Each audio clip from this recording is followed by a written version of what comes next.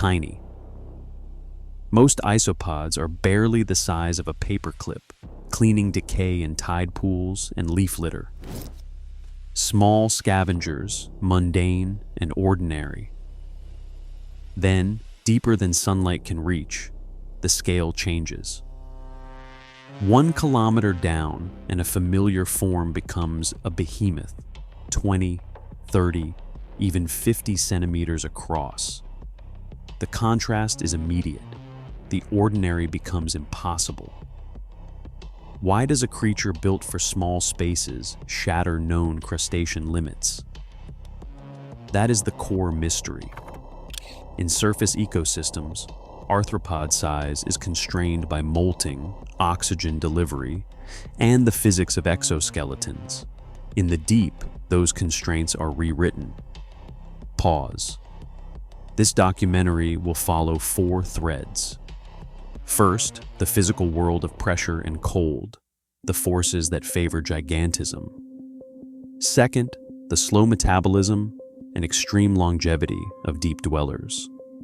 Third, the survival advantages of large size, where food is scarce. Fourth, the biological constraints that normally prevent arthropods from growing large, and how some of those limits are relaxed in the abyss. Each thread is a piece of a single, brutal logic. Stop. The deep sea is a world of immense pressure and almost no heat. Pressure at depth compresses bodies and slows chemical reactions. Water temperatures hover near freezing. In that environment, growth is slow and incremental. Organisms invest in durability rather than speed. For isopods, a larger body is not a luxury. It is an investment in survival. Imagine a long, steady life where every calorie is precious. Metabolism drops, heart rate and activity crawl. In such a system, large body mass stores energy and buys time between unpredictable meals. This is cold water gigantism. Cold reduces metabolic demand, making it possible to sustain a larger body without vanishing into starvation. Listen, giant isopods are scavengers that feast on the remains of whales, fish, and other large animals that sink to the sea floor. These carrion events are infrequent and unpredictable. A single whale fall can feed dozens of deep-sea scavengers for months or years. When food arrives in sudden abundance, size becomes an advantage. Bigger individuals can consume more, resist starvation longer, and outcompete smaller conspecifics at the carcass. The logic is simple and harsh. Bigger means more energy reserve, and that reserve is the difference between life and death. Now imagine the feeding scene. A whale carcass lies on the abyssal plain. In the dark, dozens of plate-sized isopods swarm the corpse. The largest individuals monopolize the richest tissue, rolling out enormous mandibles and slowly devouring what they can. Competition is not a sprint. It is a drawn-out struggle governed by endurance. The largest survivors reproduce more often, passing on genes that favor size. Pause. But the deep sea does more than reward bulk. It reshapes physiology. At great depths, reduced oxygen demand and lower predation pressure relax some of the constraints that keep crustaceans small in shallow water. On land and in shallow seas, arthropods must molt frequently, and molting a large exoskeleton is risky. In the deep, molting cycles are extended.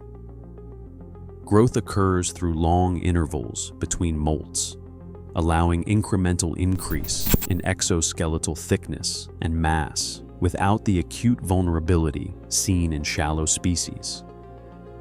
This slow, staged growth supports larger final size. Consider also buoyancy. In the abyss, water supports more of the body weight. Negative effects of a heavy exoskeleton are mitigated by the surrounding medium. The seafloor world reduces the mechanical penalties of mass. In that context, larger size is less costly than it would be on land or in shallow water. The deep ocean is, in effect, a permissive medium. Stop. Longevity is another key. Giant isopods live far longer than their surface cousins. Slow metabolism extends lifespans to decades. Slow growth plus long life means organisms have more time to reach extraordinary size. A steady, prolonged accumulation of tissue over many years produces an individual that would be impossible in high metabolism environments. This is extreme longevity as an engine of gigantism. A large isopod can wait out bad years and take full advantage of rare bounties. It reproduces intermittently, investing energy into robust offspring rather than numerous fragile young. Natural selection favors strategies that maximize survival in a world of scarcity and uncertainty. In the abyss, quality pays off more than quantity. Listen, the scarcity of food also selects for morphological traits that support large size. Robust, plate-like exoskeletons resist crushing pressure. Expanded digestive tracts digest tough, decaying tissues. Powerful, slow actuators move heavy limbs without wasting energy. Each adaptation compounds the benefit of being large. These are engineering solutions to a single problem, surviving between meals. Yet, not all constraints vanish. Arthropods face hard biological limits. Exoskeletons must be shed. Respiratory pigments and circulatory systems must deliver oxygen to tissues. Neural and muscular systems must coordinate motion. On land and in shallow water, these systems impose tight upper limits on arthropod size. The mystery is how deep sea conditions alter the balance. Pause. Oxygen availability is central. In shallow water, oxygen diffusion and the design of respiratory structures limit how big an arthropod can be. In cold, deep water, oxygen dissolves more readily and diffusion rates change with temperature. Reduced metabolic demand means tissues require less oxygen per unit mass. This change weakens the oxygen ceiling that keeps crustaceans small, permitting larger, steady-state sizes without catastrophic failure. In short, physiology and physics both shift in favor of the large. But there is more. Predation pressure shapes life history. At the surface, predators prune extremes of size, either by preying on the small or overwhelming the large. The abyss has fewer predators able to exert such selective pressure. Without relentless predation, extreme body sizes are less likely to be eliminated by selective mortality. The result is a relaxed ecological sieve. Stop. Growth also depends on the timing and frequency of resource pulses. Whale falls and other carrion events create windows of surplus. Species that can ride those windows gain a decisive advantage. Natural selection favors individuals that can expand body mass during a feast and then hunker down during famine. Giant isopods have evolved exactly that strategy. Massive bodies become stores of energy and reproductive potential. Evolution, however, does not invent miracles. Instead, it repurposes existing constraints. The deep sea reduces the immediate costs of being large, while selecting for traits that exploit ephemeral abundance. Over evolutionary time, these pressures accumulate. populations gradually shift toward larger average size. Occasionally, lineages cross thresholds that would have been untenable in other environments. The result is the extraordinary size we observe. Listen, there are counterexamples and limits. Not every deep species becomes giant. Many remain small, specialized, and cryptic. Giant size appears where three conditions meet. First, prolonged scarcity with intermittent large resource pulses. Second, environmental physics that lower metabolic costs and ease mechanical constraints. Third, life history traits that allow slow growth and extended longevity. Where any of these are absent, gigantism is less likely. This logic explains not only giant isopods, but other deep-sea giants, sea spiders with long legs, amphipods that exceed shallow relatives by several times, and giant tube worms all reflect variations on the same theme. Each lineage negotiates the trade-offs between energy storage, feeding strategy, and the costs of mass. The abyss is a crucible that reshapes size distributions in predictable ways. Pause. Finally, the answer to the question posed at the start. Giant isopods grow to such impossible sizes because the deep ocean rearranges the rules of biology. Cold temperatures reduce metabolic demand, extreme pressure and buoyant support change mechanical constraints, and episodic food supplies favor large energy stores. Slow growth and extreme longevity provide the time needed to accumulate mass. Reduced predation pressure and modified oxygen dynamics further relax the ceilings that limit arthropod size in shallow environments. Together, these factors create an ecological and physiological pathway to gigantism. The explanation is not a single cause. It is a concert of physics, physiology, and ecology playing out over evolutionary time. The result is creatures that look like exaggerated versions of their shallow cousins, but that are in fact answers to the brutal arithmetic of life on the deep sea floor. Stop. What else in the deep might grow this way? More giants likely wait in the cold dark. The abyss favors scaled-up solutions where scarcity rules and time is on the side of the slow. As we explore deeper, we should expect more surprises and more cases where the ordinary becomes impossible in the generous cruelty of the deep sea. Isopods are normally small scavengers. In shallow waters, they rarely grow beyond a few centimeters. In the deep, they routinely stretch to 20 or 30 centimeters, sometimes even more. This is a hard contradiction to the rules most crustaceans obey. Notice the change. The difference is not just size, but the physics that surround it. At depths between 365 and 730 meters, the water above exerts more than 100 times the atmospheric pressure found at the surface. This hydrostatic load presses in from every direction, creating a world where weight and support are redefined. Pressure becomes the landscape. The exoskeleton that limits large arthropods on land faces a new reality in the deep sea.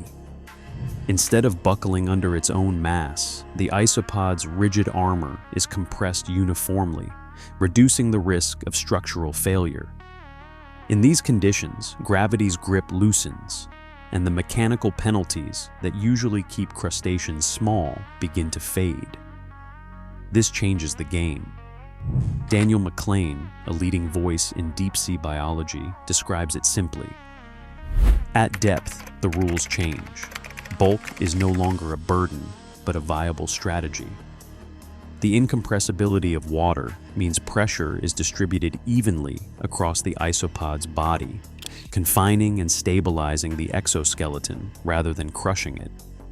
While shallow water relatives trade size for mobility and survival, their deep-sea kin find their limits rewritten by the physics of their environment. The boundaries that confine most arthropods are relaxed, allowing bodies once unimaginable to thrive.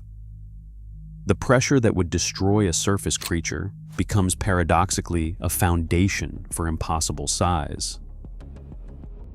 Water this cold, just 1 to 4 degrees above freezing, holds a secret advantage for creatures that breathe with gills. As temperature drops, the chemistry of seawater changes. Oxygen dissolves more easily, reaching concentrations that surface dwellers rarely experience. This invisible dividend is not just a detail of physics. It shapes the very possibility of life at scale in the abyss. Giant isopods, like all crustaceans, rely on gills to extract oxygen from water. In warm, shallow seas, their smaller cousins must work harder to draw enough oxygen into their bodies. As size increases, the challenge grows, because the surface area of the gills cannot keep up with expanding bulk, and oxygen simply cannot diffuse fast enough to support a large, active animal. But in the deep, cold sea, this barrier softens. Silence becomes a resource. At these temperatures, oxygen molecules move more slowly, but their abundance in the water more than compensates. The result is a world where even a massive isopod can draw a steady, reliable supply with every breath. Patterns seen across the animal kingdom echo this rule. Bergman's rule describes how animals in cold environments often grow larger than their relatives in the warmth. Cope's rule predicts a gradual trend toward increased body size over evolutionary time. Both find vivid expression in the deep sea, where stable cold and high oxygen allow crustaceans to break free of their usual constraints. The chemistry of the abyss does not merely permit bulk, it rewards it, making the improbable body plan of Bathynomus not just possible, but inevitable in these conditions. The cold's oxygen dividend is not just about breathing, it is about making slow, deliberate life histories viable. In the next breath, the story of size turns to metabolism and how the deep sea's chill sets the pace for growth and survival. Inside the tissues of Bathynomus, the pace of life slows to an almost glacial crawl. At just a few degrees above freezing, each heartbeat, each breath, each cell division stretches out over hours, days, or even years. A single heartbeat can stretch for hours. David Seibel, a leading authority on marine physiology, states that low temperatures / metabolic demand, and the deep sea rewards patience over speed. Cold reduces biochemical rates, and that reduction reshapes every aspect of physiology. Silence, then waiting. The isopod genome reveals the molecular machinery behind this slow burn. In Bathynomus jamesi, entire families of genes tied to lipid metabolism are expanded, equipping these animals with the tools to store energy with remarkable efficiency. Fat bodies swell inside their armored shells, stockpiling reserves that can last for years. A living battery. Evidence for this metabolic depression comes not only from genetic blueprints, but from living proof. At the Toba Aquarium in Japan, a single Bathynomus giganteus refused food for more than 5 years.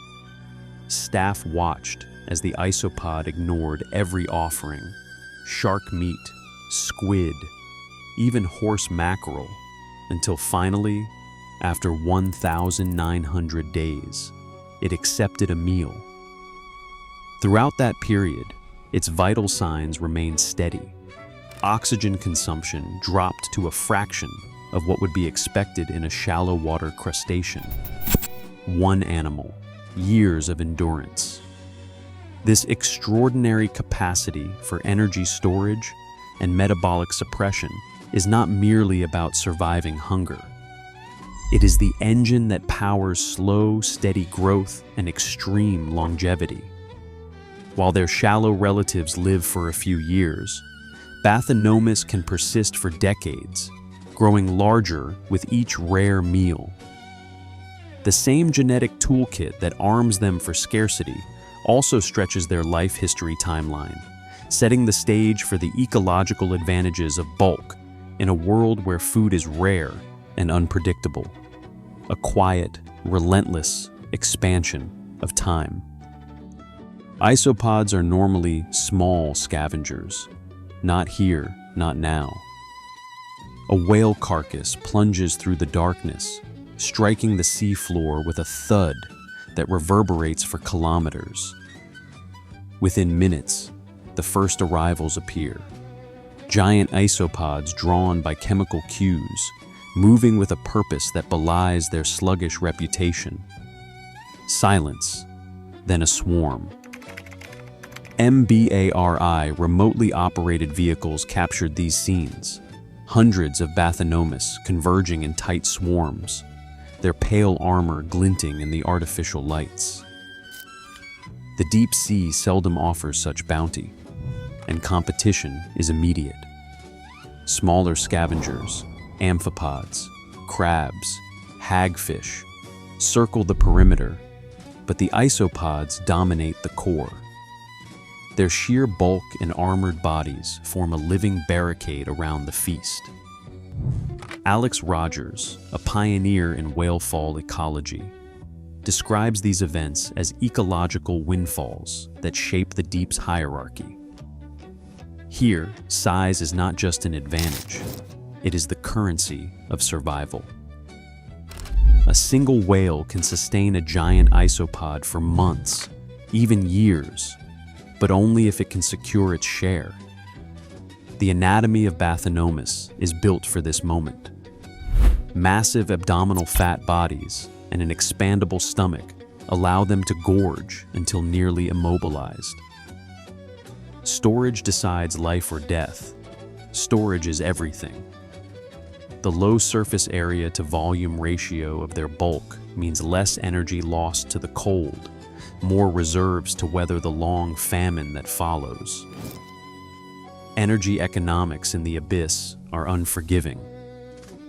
The winners at a carcass can fast for years, relying on what they banked in a single feeding. Those too small or too slow are pushed aside, left to pick at scraps or starve. A single feast can buy years. In the deep, the ability to monopolize a food pulse is not a luxury. It is the decisive edge that selects for giants. Molting is a dangerous necessity for all arthropods, but for giants of the deep, the stakes rise with every added centimeter.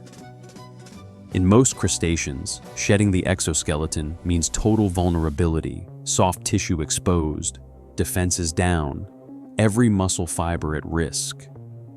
Bathynomus sidesteps this peril with a two-phase strategy. The posterior segments molt first, followed days later by the anterior. This sequence is not a trivial tweak. It halves the duration any one part of the body remains unprotected. Exdisteroid hormones orchestrate the process, triggering enzymes that loosen the old cuticle and set new layers in place beneath. The abdomen and rear thorax slip free first, while the armored front holds firm, maintaining a partial shield. Only when the new posterior shell has hardened does the forward molt begin. This innovation reduces the window of exposure, making it possible for a half-meter scavenger to survive the mechanical and metabolic demands of a ketosis in the abyss. Predators thin out as the ocean deepens. Below the photic zone, their numbers drop sharply, The risk of attack that shapes life in shallower waters fades to the margins, and with it, the evolutionary pressure to stay small and nimble. In this rarefied world, the rules that once held body size in check begin to unravel. The combined effects of crushing pressure, relentless cold, abundant dissolved oxygen, and long intervals between meals converge.